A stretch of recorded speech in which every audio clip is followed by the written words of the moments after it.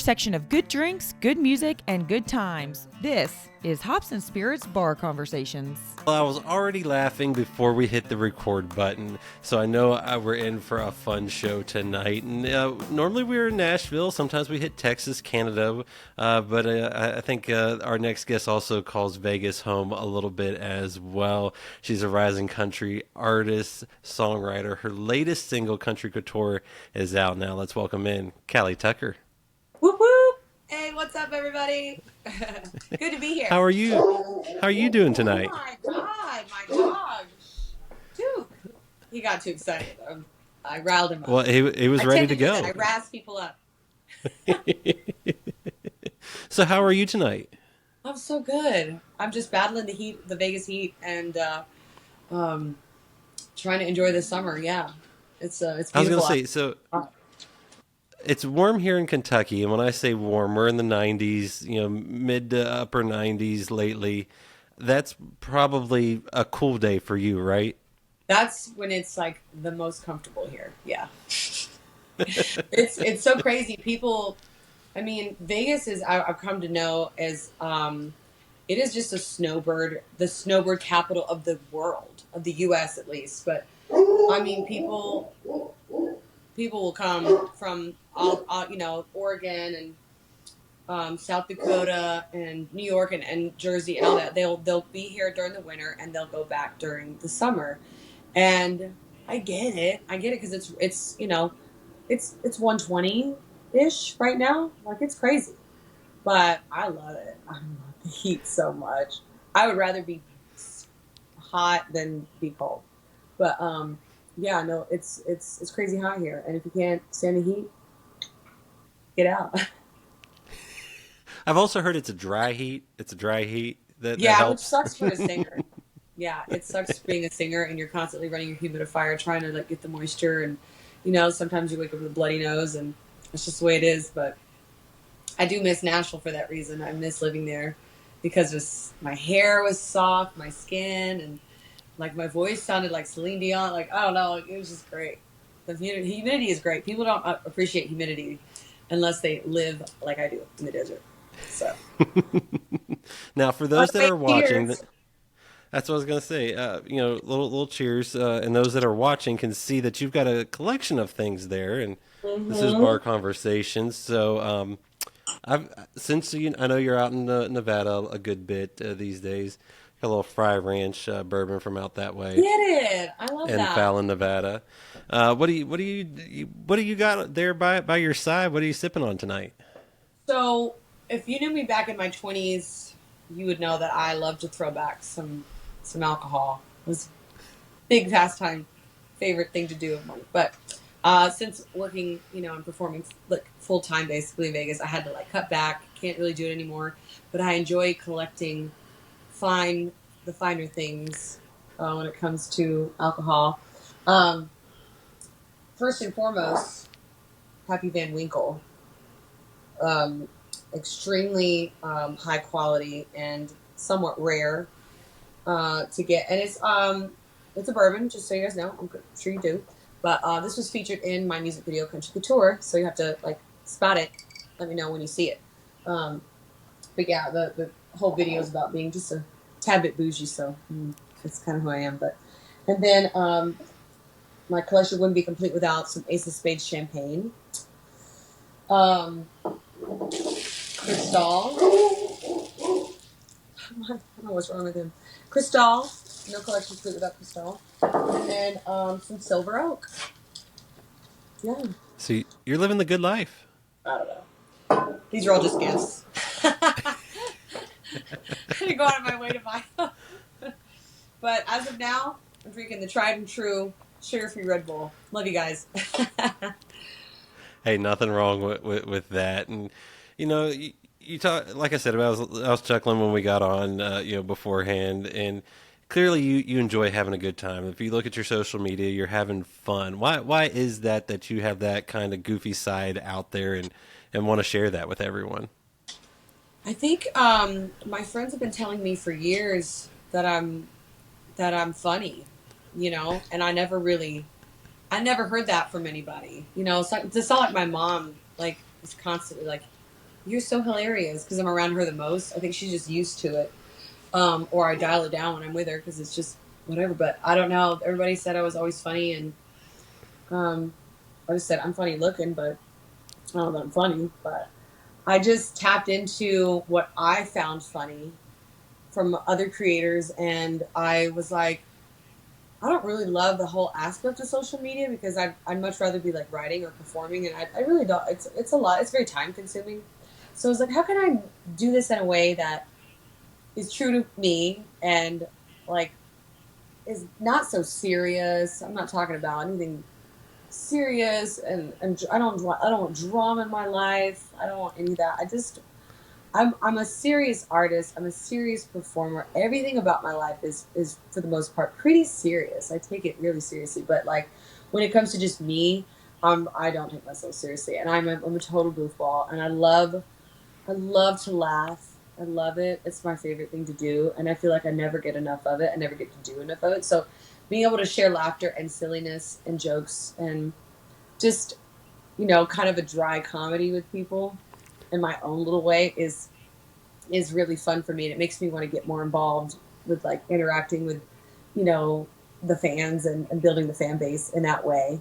So because I kind of go, well, if you think I'm funny and and you like these videos, maybe you'll like my music, or maybe if you like my music, you'll like my personality and think I'm funny, and maybe they just go hand in hand. But really and truly, my live shows are very interactive. They're very there's a foundation of comedy and interaction with a crowd that's really just shoot from the hip kind of stuff, that I really love and that I've developed since being here in Vegas. And it's a really cool it's a really cool different way of doing a show that I don't think I don't know if a lot of people do it, but I find that I think people are shocked when I do it.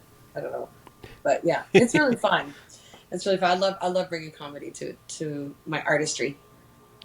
I was gonna say you complete the whole picture, and you mentioned your mom thinking you're funny. Now she's also pretty talented musically, and you come from a pretty talented music family. What was it like growing up in such a musical family? Like, was there any chance you weren't going to be involved with some type of music? Oh yeah, I mean, I think that I went through my moments where I was like, "Ugh, I'm not doing this, because I didn't really know what my sound was. I didn't know what I was going through the motions, but I just couldn't dial it in, man. I just couldn't figure out like, who am I? What am I doing? What is my sound? And I don't think I was always a good singer. I don't. I think I really had um, to fine tune that through performing live and writing, and like it was a process. I feel like a lot of people disagree with me, but I just don't give myself that much credit in that regards. Like, you just want to write songs that feel good to sing and like are good for your voice, and I never really could get there. But yeah, as a young as a child, before I was 7 years old, my mom and my aunt would be touring, and they would take us on the road with them, and we would be backstage, we'd be at sound check, we'd be waving at the crowd, we'd be singing song with them. It was like I think I first fell in love with travel before I fell in love with music. I loved going from city to city to city. I loved living out of a suitcase. I loved the feeling of the bottom bunk in the tour bus, that engine, and that's probably why all my vehicles are always diesel. I love that. It's such a it's a lulling lullaby for me. I don't know. I love that side of it. And then as I got older, I was like, okay, I'm gonna start playing guitar and like, you know, singing at talent shows and getting my feet wet in that way. Mom always put me on any kind of soapbox, any opportunity for me to sing. She'd be like, "Sing that song for him," and I would. So that was embarrassing, but now I get it why she did it. And but yeah, I mean, music was. I think live performing specifically was imprinted and ingrained on me at an early age. My mom and my aunt, I don't believe are like they don't like songwrite, um, and that's not nothing against that. I never was I didn't have that as like they weren't teaching me that side of the things. They were teaching me how to be a great singer and a great performer, but the songwriting aspect was a learning curve. learning curve. And it's okay though. I finally figured it out, and I love what I'm doing. So, but yeah, I mean, if it wasn't for them, no, I don't know if I would what I would be doing, honestly. And I don't know if there's anything else I could do. I mean, I know there's a lot of things I could do, but I love fashion. I love design. I would have probably been a fashion designer, honestly. Um, but I'm very big. I'm an entrepreneur as well. Like I love starting businesses and running businesses. I run one of my businesses for my mom. I've ran like rentals and Airbnbs, and I've started. I used to be Barbie at kids' birthday parties when I was younger. Like I've always had that entrepreneurial spirit, but obviously music and singing was my passion, and I knew that that's the direction I wanted to go in, which is why I didn't go to college. So I have no degree. Cheers to that, and I have no student debt. So cheers to that I as was gonna well. say there's positives to everything Mm-hmm. if you look at it the right way. And you talk about kind of trying to find your sound. Obviously, the family was kind of in the country and pop lane. But what music did you grow up listening to? I mean, were you like a little rebellious and kind of go outside of that, or how did Yeah, was that I work? rebellious? You know I was rebellious. Oh my gosh. I didn't go to juvie or nothing, but I definitely got in trouble a lot. Um, but my mom was always trying to protect me. My mom was always trying to keep me just kind of on the straight and narrow path because she knew the world could be an ugly place. So I appreciate that side of it. But I wish I do always say that I was pretty sheltered. Like I didn't experience a lot of different musics and a lot of events that younger kids get to go to, and so yes, I became very rebellious because I didn't feel like I was experiencing enough. You know, I'm sure people can relate to that. So I did have a wild streak, but yeah, I didn't want to like. I was rebellious in a way where I was like, I don't want to do country music. I want to do rock and roll. I want to do electronic rock. I want to do you know, alternative rock, emo. I was so hell bent and bound. Like all I wore was black. Okay. I ran with that crowd, and I mean chains and all that. It was crazy. But yeah, it just took me a second to figure out that okay, I wanted to do country because that was my roots and that's what I knew and that's what I loved. That's what I grew up on. I know every country song there is, but how was I going to make it different? That made me feel like I was bringing something new to the table that hadn't already been done. That was a very sticky place to be in, because you want to be true to yourself and you want to stand out. We also don't want to veer away too far from your roots. So it's a fine line I felt like I had to walk. I didn't want to discredit anybody, my aunt or my mom, for what the path they had created. I just wanted to veer off just a little so I could have this own unique little sound. And bringing and incorporating pop sounds and hip hop sounds it just felt like, the clouds opened up and I was like, this is what I've been searching for. What is wrong with me? Why did it take us so long, stupid? So, yeah, I'm proud. And it really, it comes down to my producer, Gahara PK Degadenzi, and my co-writer, Trisha Batani. They helped. They were kind of there in the, I want to say the final stages of my rebirth, and were able to push me over the edge into what I am now. And yeah, I'm super grateful for being in this position finally, of confidence of what I'm doing. I don't have to make excuses anymore. I don't feel like. Well, the good news is I feel like country music has evolved over time, and it's a little more accepting. It's there's a little more rockish side. There's still the old kind of style, and there's kind of like you said, the new poppy with a little bit of hip hop influence, like a lot of us grew up on. That's Yeah. love maybe a little bit of a bass in there on a song, but like you said, what's it been like for you to kind of find your own path and find your sound? Because I'm talking to a lot of folks like that aha moment is really when things just clicked and Right. like everything aligned correctly for them. Yeah, that's just it. I think the aha moment was when I wrote Country Couture. Well, I take that back. When I wrote the next song I released, it's called Urban Cowboy. We wrote that in 2020 during um, COVID, the shutdown. They weren't scared, so they came over and we started writing. And that was my big aha moment. So when you hear that song, just know that that was like, I think we found it. I think we found the vibe. And so that's when it actually made writing Country Couture so much easier. I was just like, I know what this is. I know what this sounds like. Um, I just realized I didn't answer your question. Like, I had influences. Like when I was growing up, I'll make it quick. When I was growing up, it was like I could only listen to country, soft rock, and oldies. That's kind of like all I was allowed to listen to. But when you're on the school bus and the school bus driver is um, wild, like wild dude. He would play like it would be like Sheryl Crow, Natalie Imbruglia, like all the '90s alternative rock stuff. And I heard Matchbox 20. I heard Sublime, and I heard Third Eye Blind. And Hmm. I thought, I kid you not, I thought that like my life had just begun. Like, I felt like, oh my gosh, this is what it feels like to become who you are. It just felt like the world had opened up in such a big way because I'd never heard these sounds. I'd never heard these lyrics. I'd never heard this vibe before. And what is it? Why is it making me feel the way it makes me feel?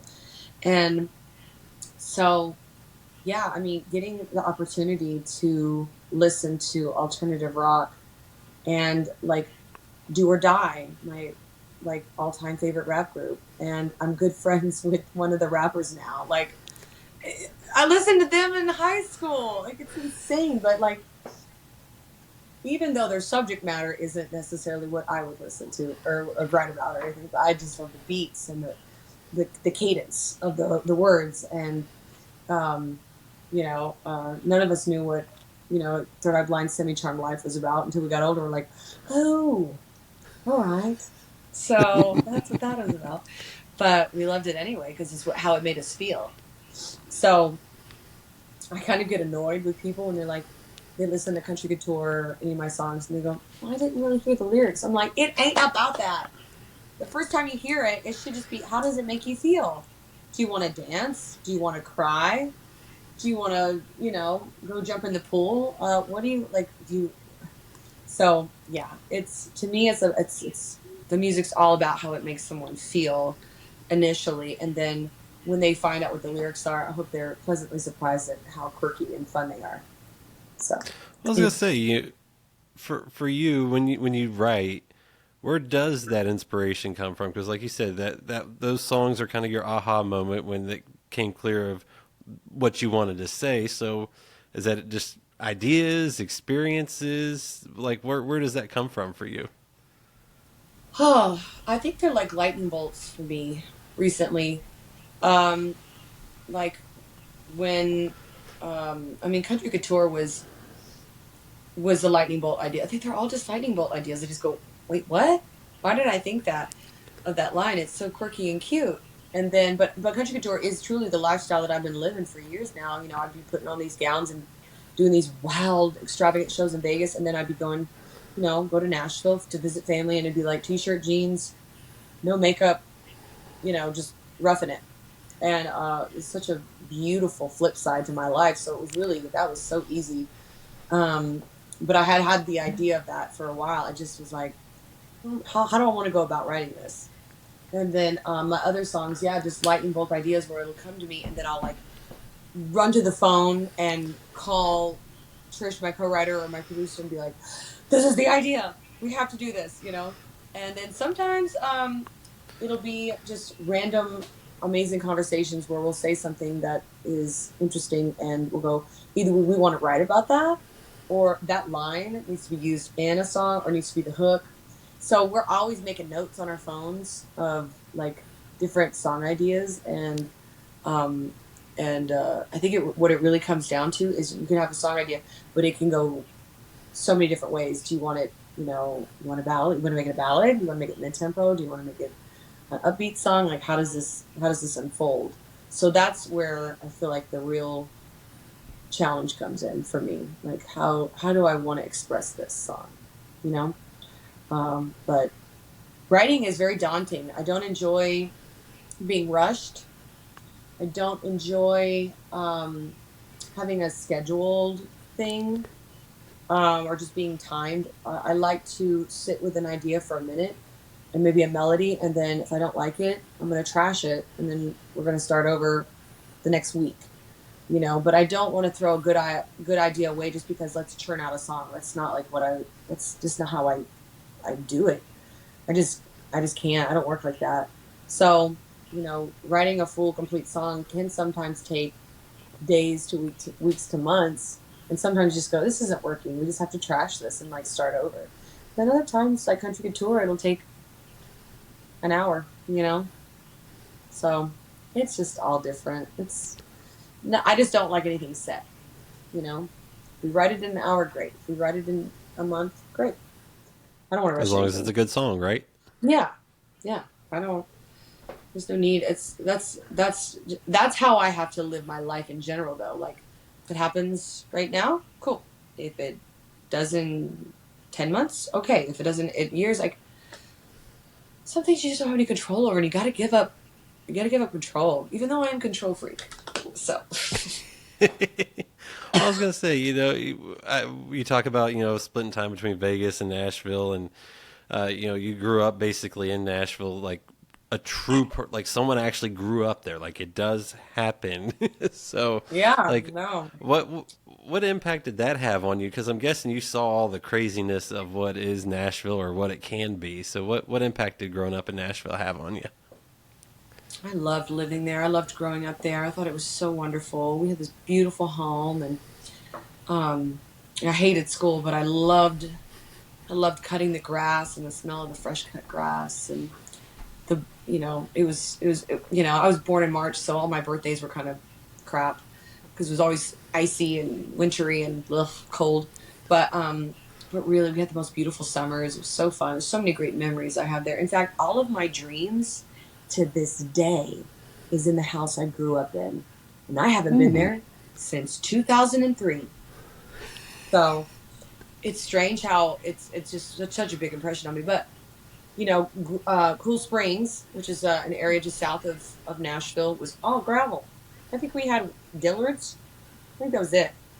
We didn't have, it wasn't what it is now. And then certainly Nashville wasn't. I mean, even when I turned 21, we could still go down on Broadway on a Friday night or a Wednesday afternoon. It didn't matter. We could park on the street, go into Paradise Park or wherever we were going, and drink and party. And it wasn't the chaos that it is now. And I lived in the Gulch in a place called Laurel House Lofts and loved it. All of that, we could still see the train tracks. We could see the gravel just surrounding us. And now you can't see any of that. It's all built up and sad. Change hurts. Change hurts when it's your hometown, I think. But it also, I've been in Vegas now for a while, and they just tore down the Tropicana Hotel, which is where I filmed Country Couture. So that, like a knife to the heart. And they're about to get rid of the Mandalay Bay and turn it into, Mirage, and turn it into a Hard Rock. So, I mean, this is constant change, and you have to kind of just adapt and accept it. But there's something about the old school way that I love. I loved what it once was, and the simplicity of it, and the camaraderie and the friendship, and everybody knew each other. And now it's just a lot of people, a lot. And it's just a lot of traffic and bachelor and bachelorette parties. I don't know. Nashville is quite the show. But I tell you what, one day in the near future, it's going to be the coolest venue that you will ever go to in Nashville, and I'm going to bring it from here and bring it there. I'm not going to say any more about it, but my goal is to make yet again another big wave in Nashville. You know what I like to say? I say, people are like, "Oh, I'm going to NashVegas." I'm like, bitch, I am NashVegas. Like, I know what that means. I grew up there, and I've been in Vegas for a long time now. I am NashVegas. Well, I was gonna say, what instead of hanging around Nashville, what made you go to Vegas and end up being doing shows there for a good while now? Well, I was on The Voice season 6, and my battle partner Ryan White Maloney, we became very good friends. And I was going through a really horrible time when I got off the show and I got back to Nashville. It's like, you know, many bad relationships, romantic and friendship wise, and I felt like my world was really like toppling in on me, and I didn't know what move to make, and so I confided in him like, this is just, I'm not, there's no real, I'm not seeing me evolve as an artist here. I feel like I've become, you know, stagnant, and I don't know what the next move is. I feel like there's nothing else to inspire me in here anymore. I was so uninspired. Like, how many more country songs could I write that weren't going to be good? I was frustrated. And it was like God kind of was like, I'm going to give you every reason not to be here until you decide that this is like, you need to get out. And he did. He pushed everyone in my life out of my life and opened this beautiful door to Vegas. Ryan saying, "Hey, you should just move out to Vegas and just start singing and do your thing." And I was like, "Yeah, why don't I? What's wrong with me?" And I told my mom that day, I'm like, "Mom, I'm gonna move to Vegas." So I packed up what I could in the little car that I had, air mattress and all. Found an apartment online, sight unseen, and drove out to Vegas with my cousin Grayson. He helped me get there, and checked into this 400 square foot little apartment down on the strip called in the Arts District, and started my life. I slept on the floor on the clothes for a while because the air mattress stopped working, and I just hustled. I hustled like you would not believe. I mean, I was. It was like as if I were going to go to college, because I would go out and network, and then I would be at home learning 10 songs a day, and another 10 songs a day. Go out and network, go sit in and play a show here, go play a show there. And now I have an amazing solo career here, and I work 5 to 6 nights a week, and I'm very blessed. Like, it's unbelievable how great Vegas has been to me. Now I'm lucky enough to own my own home, and very proud of that. And yeah, life is really good, really good. Well, I was gonna say, you talk about all the things you've kind of gone through. Like you said, you were on The Voice way back in season 6, and different things like that. That journey to where you are now. Do you ever look back and go, "Wow," like? Oh, Uh, yeah, I mean, you could just look at photos of me and go, "Is that the same person?" Don't even look the same. But yeah, I've grown into my skin, and to the person that I am, that I'm very comfortable with. But yeah, that was 10 years ago this year. That's crazy. Yeah, grateful for the show because it gave me the platform to come out here and start performing, and grateful for the friendships that I made along the way, doing the show. And yeah, I mean, but it's at the end of the day, it's what you make of it. Like, you could be on that show and say, I was on the show. Everybody has at this point. Who hasn't? Just walk down the street and be like, oh yeah, I was on the show, or my cousin was on the show, my sister was on the show. You have to capitalize on this opportunity. It's not, things aren't just going to come your way. They certainly didn't for me. Even making Team Blake, it was like, okay, nobody's knocking on my door. I better go take advantage of this time before it goes away and people forget. So that's what I did, and I'm really glad I did that. That's some big advice. If you're on that show or you have any kind of big opportunity, use that as a platform to go to the next level. well, and you got a brand new song out, like I said, Country Couture. You tell us a little bit about that song and what it means to you. Well, like I said before, it's about my life being so flip floppy, between Nashville and Vegas, and like the country lifestyle of t-shirt and jeans and working with horses and chickens and bonfires and moving stuff and all that jazz, trucks, to being in like gorgeous gowns and playing at some of the most elite venues in Las Vegas. And I just did a show for Wayne Newton the other day. You know what I mean? Like, it's wild what my life has become. but it's also about not settling. I also like I drop a few hints in there in my lyrics. It's like, you know what? If you just don't settle, and just kind of across the board, like want and strive for the finer things in life because you deserve it, and whatever that means to you. I'm not talking about being able to buy crystal or things like that. I'm not. It's That's my way of expressing it, but it truly is. This is just about not settling. So if you want something, whether it's a designer handbag or you want, you know, a healthy relationship, even, or you want to just get a new car that doesn't break down on you, go for it. Don't let anything stop you. Just don't settle. Strive for more.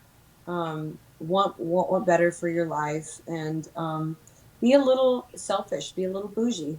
That's quite okay. So I like that. I like that. I'm giving everyone permission to be bougie. Be selfish. It's okay. Everyone around you will live. I promise you'll be happier for it. But Well, be and humble and kind. Be humble and kind. Don't ever there's got to be a don't little ever get balance, it, don't right? get it twisted. Yeah. Well, and for the video, like I said, you can see the bottle, that the Pappy Van Winkle bottle. If you can find it in the video, I know exactly where it was. I saw it very quickly, and I was like, "Wait, is that what I think it was?" I'm so glad you did. It's for people like you that know bourbon.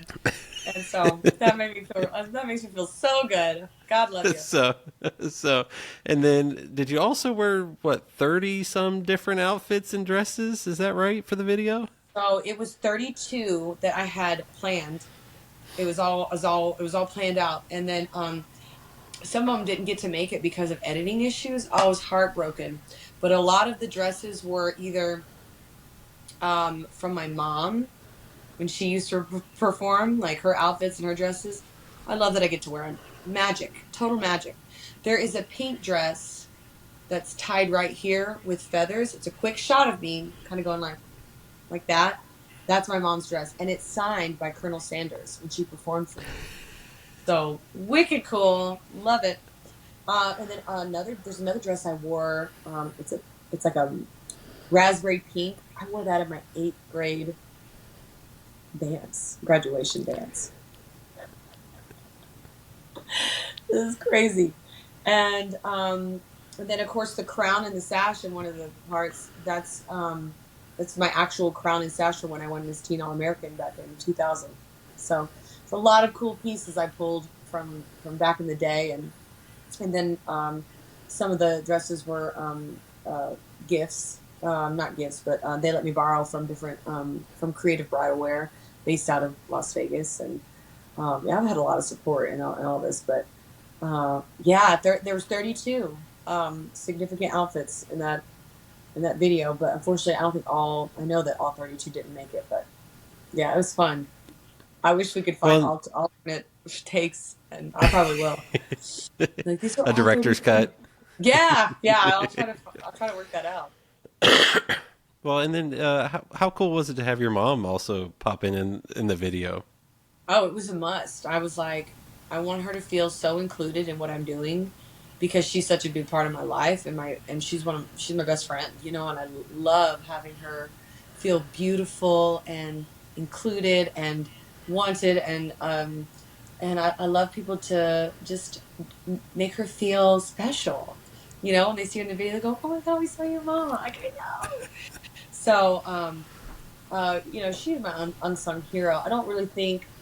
I mean, we've had discussions about this, but she didn't get to finish out her career the way I know she wanted to. I mean, because she had 5 albums out, and her music is unbelievable. So if you guys get a chance, go to YouTube, type in Cali Tucker, you get to see a fraction of the incredible songs that she recorded. But I just want to give her an opportunity for her to shine and feel involved in what I'm doing, because if it wasn't for her, I wouldn't be doing this probably. And yeah, I mean, being able to, I think, become successful on a level where I'm a touring artist. Like, you can hear my songs on the radio. I'm getting invited to award shows. let me be clear. I don't need validation. I never have. Like it's not about that. But if I were, if I were to get to that point, it is something so special because I feel like I'm doing it in her honor. Like I've made it in her name.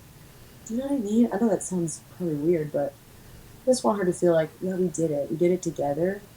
And I see us recording a cute mother daughter album like the Judds at some point, whether it's like Mm. a Christmas album or songs she did in the past or songs that we write. Like, I definitely want, I want to incorporate her in my career as much as she wants to be.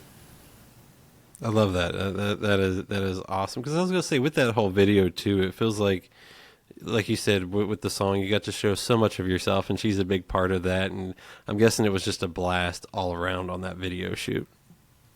I kid you not. I kid you not. I cannot get over just the complete adulation that I felt from the top of my head to the bottom of my toes. It was the most fun. I could have gone. I could make a music video every day for the rest of my life. It was if it was like that. It was so magical because I worked with the right people. I had great support system.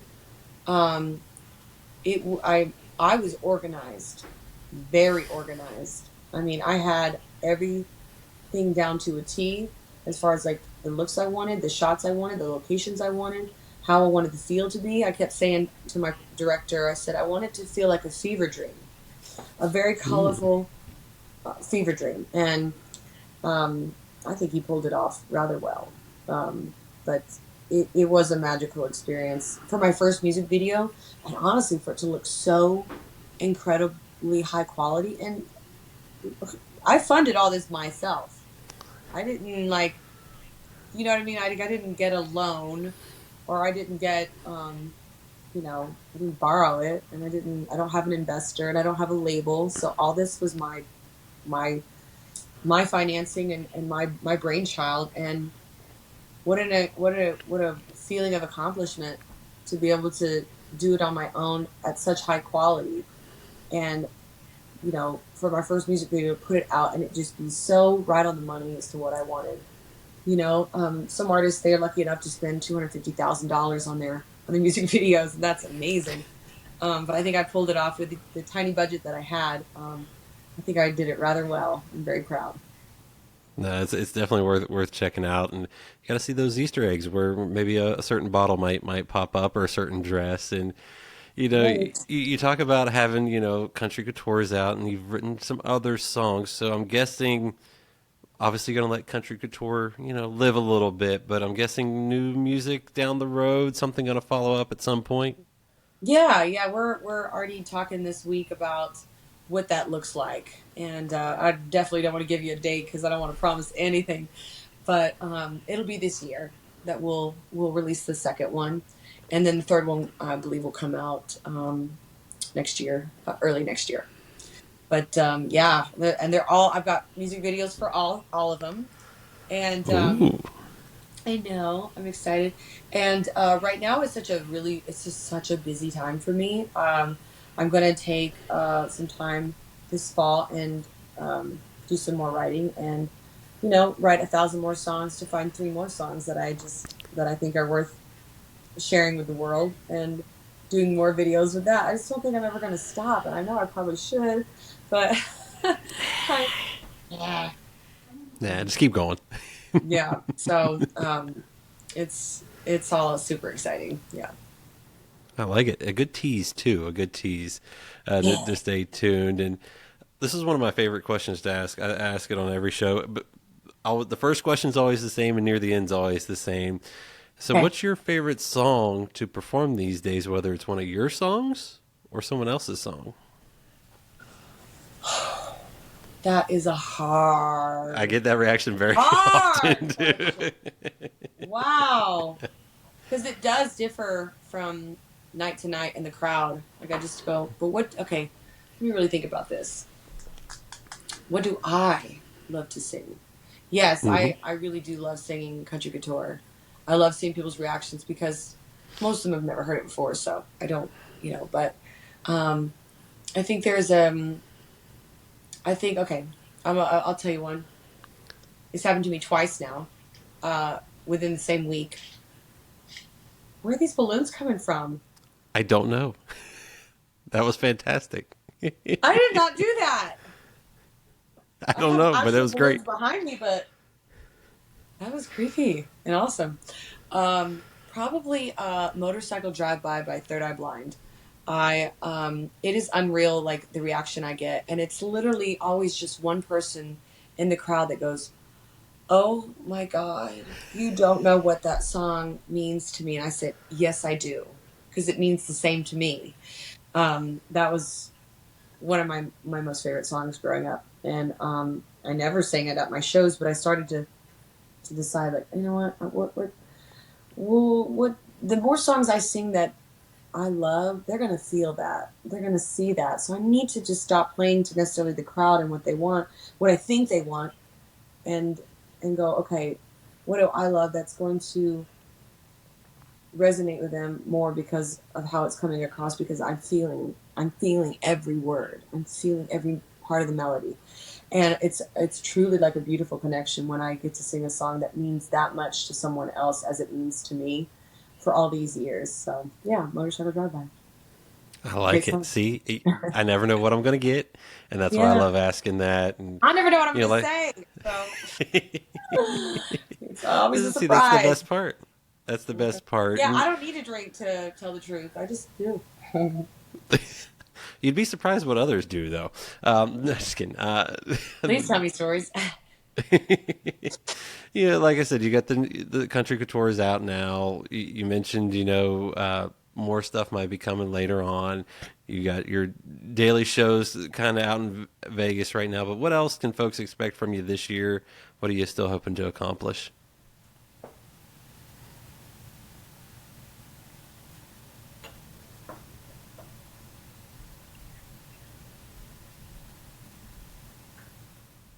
Mm-hmm. Sorry. Yes. Yeah. I'm really looking forward to putting out the Country Couture clothing line, and more than likely we're going to rename it. But we're in the process of trademarking, and then so I think we're going to start with obviously just really basic, cute merch that'll be available for drop ship, and people can customize it. But I'm looking to partner with different designers on the actual designing and the manufacturing of these couture outfits. Um, if people go to my social media, they'll see a video. It's about my car wash outfit, and it's an outfit that I designed and created, and it's just a fringe jumpsuit, but it's super fun, and it'll be it'll be along the lines of, like, if Western and runway met, Western runway, and but affordable for everybody to own, but feel like they're this avant-garde model, walking the streets of whatever their hometown is. This really cool, fun, accessible fashion for everybody. Not fast fashion, just easy to get. It's not expensive. Don't put it that way. But there'll be other I lines, like it. hair care products, and different, just a lot of different stuff. So that's something I'm really excited about. But that's a whole nother business and a ball of wax that I'm taking on, as I'm taking on the music and promoting everything. So, You but I don't like encourage to take everybody. downtime, do you? No, what is that? No, I like it. I like it. I'm about to actually meet with my my MD, my musical director, who is also the musical director for Wayne Newton's band, and we're putting together the Cali Tucker show, and I'm super excited to work with him. It's gonna be wild, and I really encourage everybody, if you're in Vegas, come see me, because I'm not untouchable. Like, you guys come, we'll talk, we'll hang, we'll banter back and forth. We have so much fun at these shows. It's it's really awesome. It's really fun. And I love that Vegas allows me to be whatever I want to be. So, yeah. No, it sounds like you got a lot of great things coming. More good music, Country Couture. If you haven't listened to it, I highly recommend it. And Callie, thanks for. I know you weren't drinking anything too crazy tonight, but thanks for sharing a drink with me. I am so happy to share a drink with you. Yeah. Maybe one day I'll let my guard down and have a little cocktail. You got to come to Vegas, though. That's where the good ones are. No Jack and Coke I'll here, see baby. what I can do. It's fine ingredients. But that's one of my favorite things to do. Sorry, can't do it. No. I'll take maybe care not. of it. Well, I Thank you appreciate so much that, for and having Callie. me. I appreciate it. Thanks, guys, for watching. Find more from Hops and Spirits at hopspirits.com. Thanks, everybody. Bye.